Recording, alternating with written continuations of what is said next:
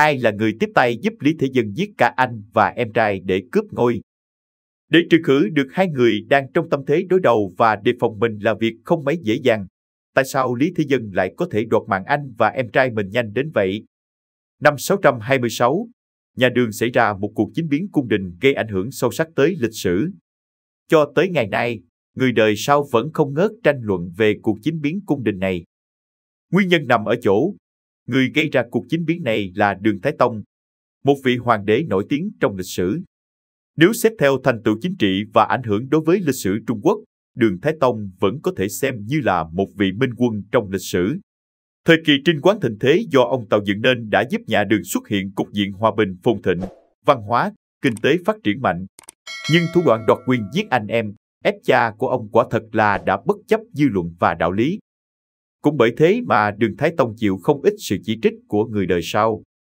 Có một điều đáng nhắc tới, đó là trong sự biến Huyền Vũ Môn, suốt cả quá trình đoạt quyền của Lý Thế Dân đều vô cùng suôn sẻ. Tại sao Lý Thế Dân có thể dẫn theo 800 binh sĩ ung dung xông thẳng vào trong cung? Khi ấy quan hệ giữa Lý Thế Dân với Lý Kiến Thành và Lý Nguyên Cát đã hoàn toàn tồi tệ, hai người họ không thể nào không ngăn cản. Vả lại quá trình Lý Thế Dân giết Lý Kiến Thành và Lý Nguyên Cát tại cửa Huyền Vũ cũng quá dễ dàng, lý do nằm ở đâu? Những yếu tố giúp Lý Thế Dân nhanh chóng đạt được mục tiêu.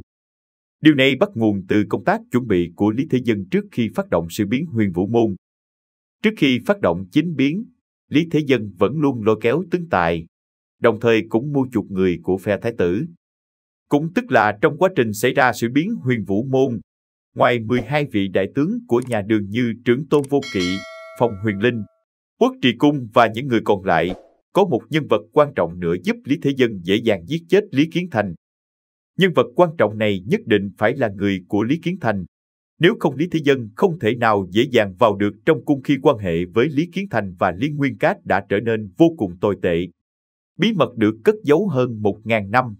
Thập niên 20 của thế kỷ 20, nhờ bia mộ Thường Hà được khai quật tại Cam Túc, việc mua chuộc người này của Lý Thế Dân mới được bóc trần.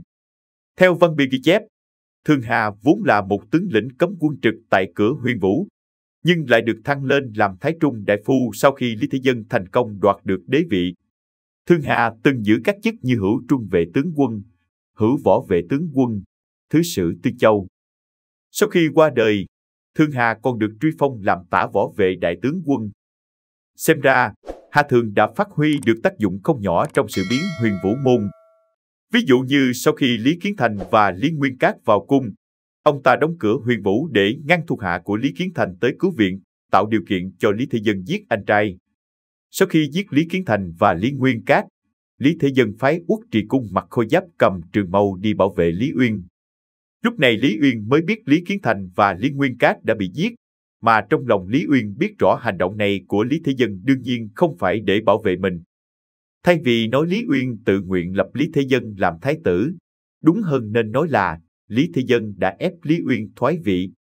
Trong cuộc chính biến này, Lý Thế Dân vẫn luôn tuyên bố mình giết anh trai là hành động phong vệ, còn vị trí thái tử cũng là Lý Uyên muốn thay đổi từ lâu. Bia mộ Thường Hà được khai quật đã trực tiếp lột trần hành vi mua chuộc của Đường Thái Tông trong sự biến Huyền Vũ Môn, có giá trị vô cùng lớn cho công tác nghiên cứu lịch sử nhà Đường của Trung Quốc. Video chúng tôi đến đây là kết thúc. Cảm ơn tất cả các bạn đã quan tâm tới Xe Hay V88 và theo dõi video của chúng tôi.